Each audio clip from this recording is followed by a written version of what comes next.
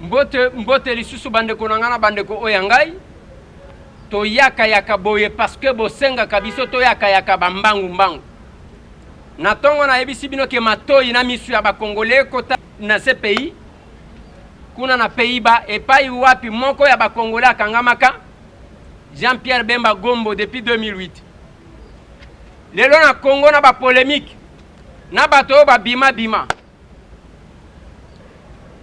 toyebisaki bino na tongo qu'il y a trois possibilités. Soit tu vas quitter Jean-Pierre Bemba, soit tu vas alléger peine naie, soit tu vas confirmer condamnation. Ko vanda to vandi, boubou. Jean-Pierre Bemba acquitté par la Cour pénale internationale. Na lignata li sabino ambiance quelques minutes après. Na siège ya MSC na Gombe ezalaki ndenge nini na enseignement ezalaki ndenge nini soki biso to salite banani bakosala tolingi to pesa bino ambiance wana bandeko nanga parce que to yebisa bino des années tolobi me Bemba sala nini o balobi asala soki ndé ba militaire na ye mais ndenge nini Ange Félix Patasse mukolo likambo oya benga Bemba batikala jamais ko benga ye même pona koyoka ye procès politique. Mais comme ils ont procès politique et bande konanga, qu'est-ce qui va suivre? Est-ce que c'est la réponse du berger? Par rapport à ce qui se passe na Congo. Ils ont la bras de fer entre la RDC, entre Kinshasa et la communauté internationale. Problème na Belgique, mais c'est que na école belge, awa na Gombe, kokuta bakomi lupango abatu boyoka. École belge bakomi kuna na noir PPRD 100% raïs kuna. Lelo maison Schengen ya kokanga. Problème na ba français, makambo ko kende ndenge wana. Est-ce que c'est la réponse de la communauté internationale na Joseph Kabila? To acquittement ezaka acquittement ya boye mituna bande konanga ba mususu bakoya ko répondre to tiela bino na ambiance. Qu'est-ce qui s'est passé? D'abord kuna na Gombe na siège ya MLC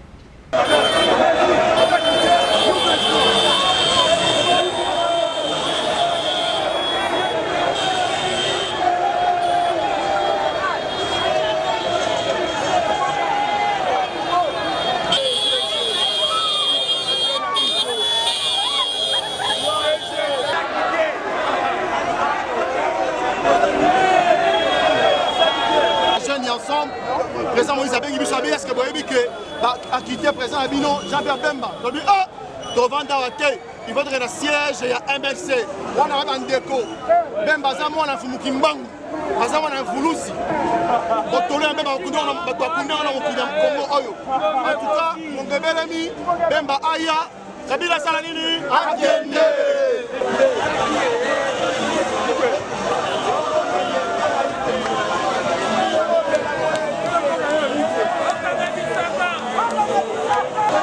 Merci pour la libération, papa Jean-Pierre Bemba Gombo. En tout cas, on a constaté merci pour les Occidentaux, merci pour les Américains, merci pour les Français, merci pour les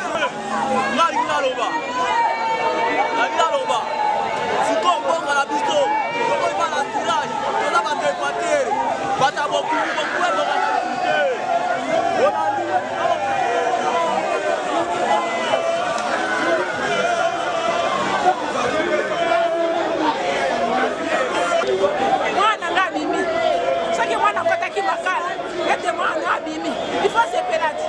Dans les 8 mars, il y a des maman motakotaka, maman motamemaka. Donc on se pélater. Les 8 mars, c'était quoi dit mon colombo n'a pas comme malaka, je n'ai pas sepeli. On a sepeli pour libérer. Jean-Pierre.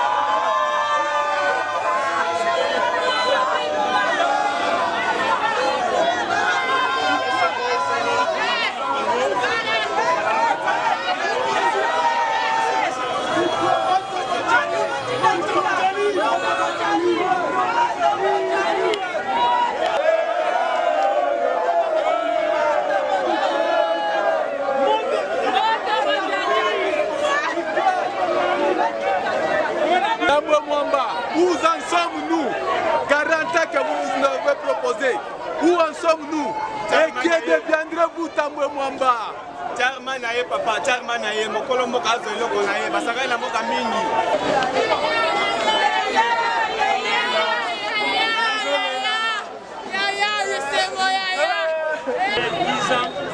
Itumoto bataille makasi na bavoka finalement oyo nyonso balobaki likola mpe mpeza ya lokuta lelo bazuzi ya solo bazwi bango parmi lesquels un juge militaire à côté na biso okoki bato mibale oyo bakoma statut de Rome donc bato misato wana basalisi biso mpo deja mpe baalonga donc toza su na doute moke te soki mpe batrain na poto pour des raisons de famille mais à partir ya lundi so banotifie ye il est libre de rentrer parce que en principe il n'a plus de passeport valide aza na visa te séjour na ye eza autorisé te mais soki alingi atikala baambassade ekosalela mokanda mpo atikala à partir du moment où il est acquitté il peut venir à tout moment.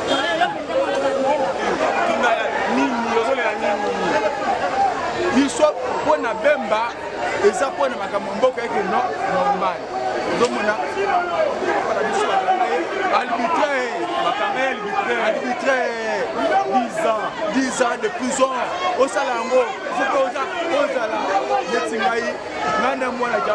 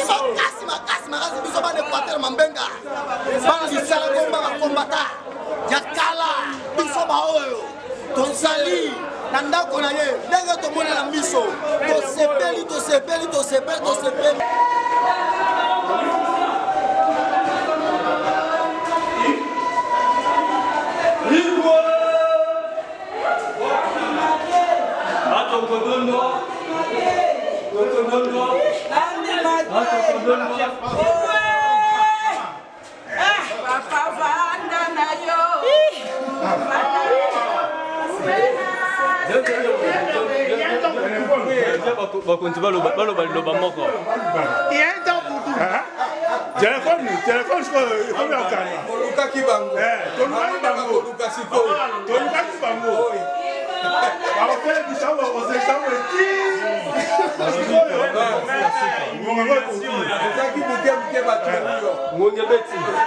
il y a un temps pour tout. Il y a un temps pour tout. Il y a un temps pour tout. Tu es juste. Il y a un temps pour tout. Et vous allez connaître le vrai leader. Le vrai opposant.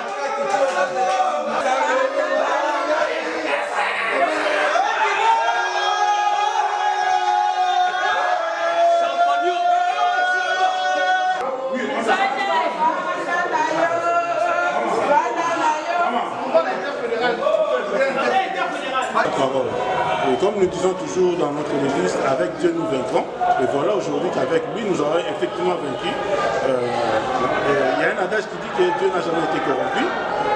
Beaucoup de choses se sont passées durant ces 10 années. Et des navettes ont été faites entre Kinshasa et La Haye. Nous connaissons tout cela, mais puisque Dieu est juste, et voilà, il a fait ce qui est bon pour lui et à son temps. Ce n'est pas autant de hommes, mais c'est à son temps qu'il a fait ce qui était juste pour lui. Par rapport à votre fidélité à la MLC, qu'est-ce que vous pouvez dire?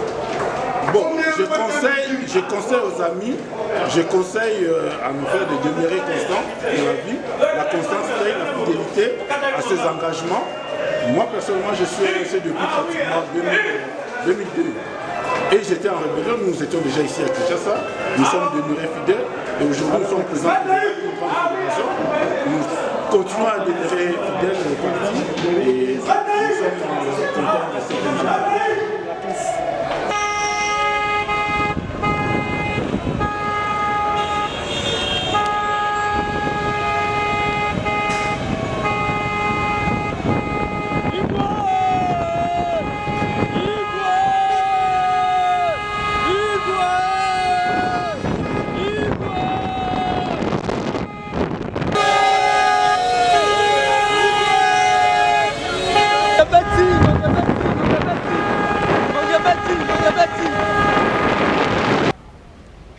Ah oui.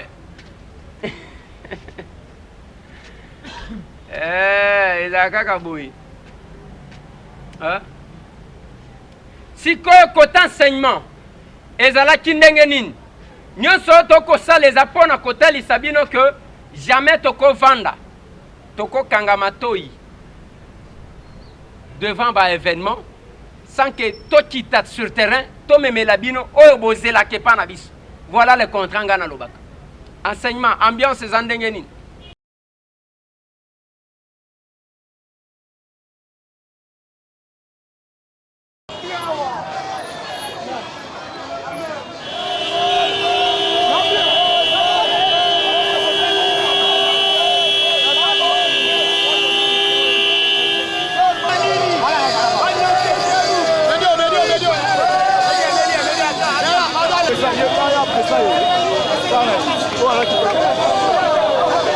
Message moko ezali d'abord message esengo. Esengo kaka mpo na MLC te mais mpo ya Congo mobimba. Parce que Congo mobimba ebandaki kozela moto nini ya koredresser Congo. Moto nini ya koremettre valeur ya Congolais. Aujourd'hui Nzambe ayoki biso. Na ndenge tolobaka na Nzambe tokolonga. Voilà pe lelo tolongi. En tout cas, ezolekelanga. Mais avant-hier, quand to sololaki na ye, ayebisa biso bibo banga te. Bobanga te mondelo la katikati. En mercredi ayebisa biso biki mondelo zo na katikati. En fait lelo ekokisami. Po na ngana yebaki déjà lelo président Obima.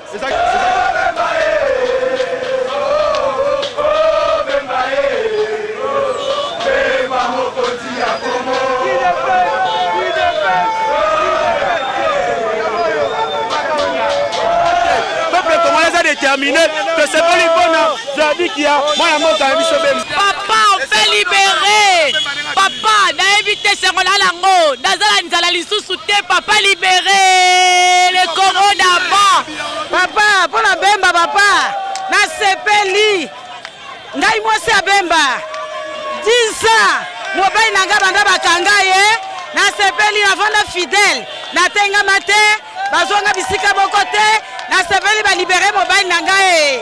Esengo ezali makasi parce que justice et se rendre les lots au travers le peuple congolais. Yango esengo tozali na yango parce que bapesi biso eloko tolukaki tobengaki justice. Maintenant que la justice nous est rendue, Jean-Pierre Bemba c'est notre candidat naturel et nous l'attendons pour que nous puissions relever les défis. Voilà le sentiment où biso tozali na yango na kati ya interfédération.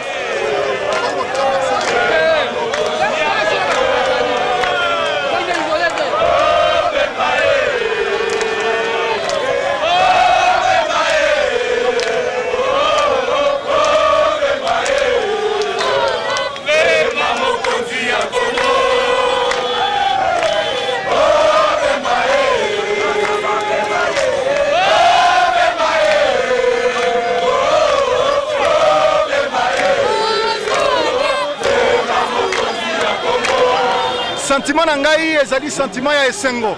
Esengo makasi parce que Jean-Pierre Bemba azalaki moto akufaki babomaki ye mais nzambe na biso sambelaka otolobaka avec Dieu nous vaincrons nzambe alamusi Jean-Pierre Bemba. Eza sentiment ya Congolais surtout bazali kozela ye. Notre papa président de la République démocratique du Congo, Azar la Kinshasa qui Kinshasa Kalaté a libéré et on doit certifier ton papa Mboko Ezaye. Dans Azar mon Congo, dans biso to sepeli Mboko Ezaye, Jean-Pierre Bemba Gombo. Dans les liens to sepeli, dans le jour moko serment ko infiniment, donc okaté. Tomoni pasi mingi. Oya bimi azamwa na mboka, asimba mboka tokene na demi tokene na élection parce que to souffrir mingi parce que ça mboka na biso mona mboka moyen to mboka ezate. Balé na sanzi, bino bolinga Bemba te. C'est le moment bokende malembe. Fourmi na malembe akomaka. Tokomi likambo esilaka te ezalaka pe te lelo esili. Moïse akomona mwana mboka azonga asala musala les na mboka na ye to sepeli na libération na ye.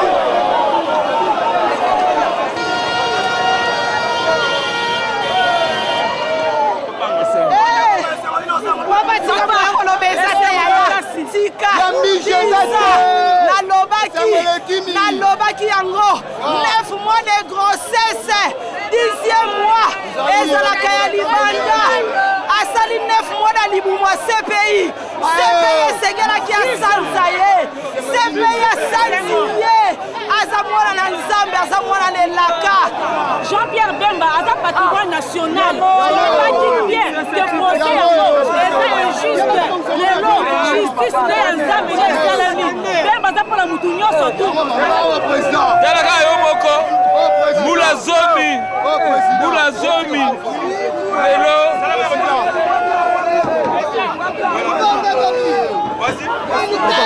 ezali ele mokombo esengo lelo Jean-Pierre Bemba CPI endimi innocence na ye batiki ye na makambo nyonso ya lokuta mbula zomi akomi lelo mwana somi aza kozonga na mboka na ye akutana bandeko na ye esengo munene.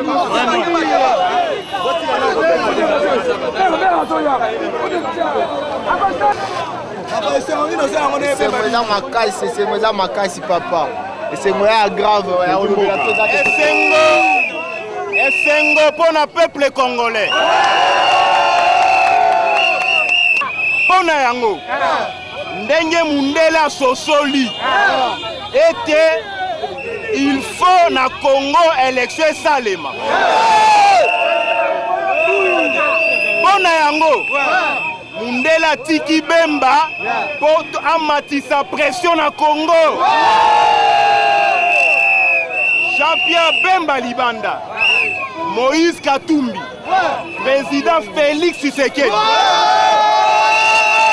président Franck Idiongo, lobby na Sainte-Thérèse, na 10 heures, na meeting ensemble pour le changement. Donc otonda kuna. Aïe na lobby boy. Biso bana Eliezer, ngai naza porte-parole de Eliezer. Place nyonso balobela mambo etali mboka na biso etika toza na capitale to se retrouvaka omoni mambo ya mituka moye eza te na ye na velo mbemba na minute oyo bato nyonso batrahira Jean-Pierre Mbemba na minute malheureux baparti politique na bino yango etondi mais lelo Mbemba libéré Nzambe aza juste tokoforte na te bana Israël balelaki to Nzambe apesa bango mokonzi na chance elingo to bango mise à droite mais Nzambe atina bango Saoul mongabeti mutu tolukaki yeyo aye mutu tolukaki yeyo aye leloko masolo ya kare comprendre mutu tolukaki yeyo ok.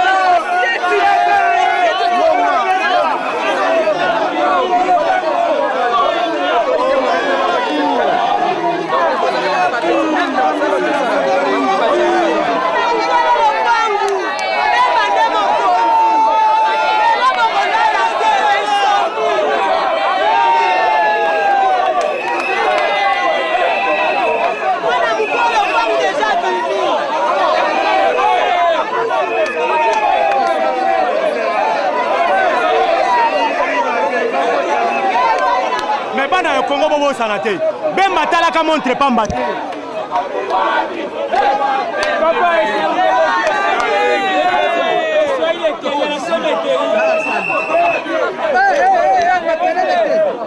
sécurité ça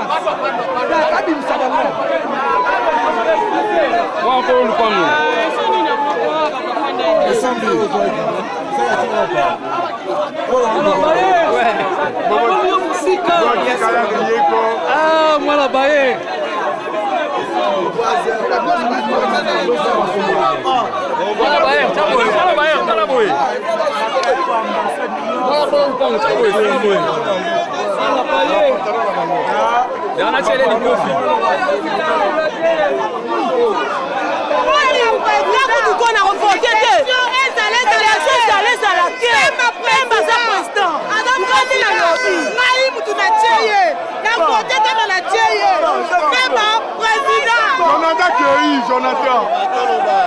Il faut toyebisa bino ke partout tokoleka awa na Kinshasa eza kolanda biso bato ba moto ndeko Eliezer eza ndenge nini ndeko Eliezer eza ndenge wana bandeko nanga. Mais à quoi est due la libération de Jean-Pierre Bemba en ce moment précis? Et c'est pour combler les trous. Oezalaki koyoka na kati ya opposition. C'est pour compléter ceux qui sont là. Et zandenge nini bande konanga. Et kozala compléter lobby na meeting. Et ensemble na Sainte-Thérèse. Comment ça va se passer? Et zandenge wana. Totikali pona koyeba quelle est la procédure. Maintenant qu'il est acquitté. Est-ce qu'il y a eu libération immédiate? Est-ce qu'il y a encore d'autres formalités à remplir? Yango ba Congolais ba komituna. La suite, soupe.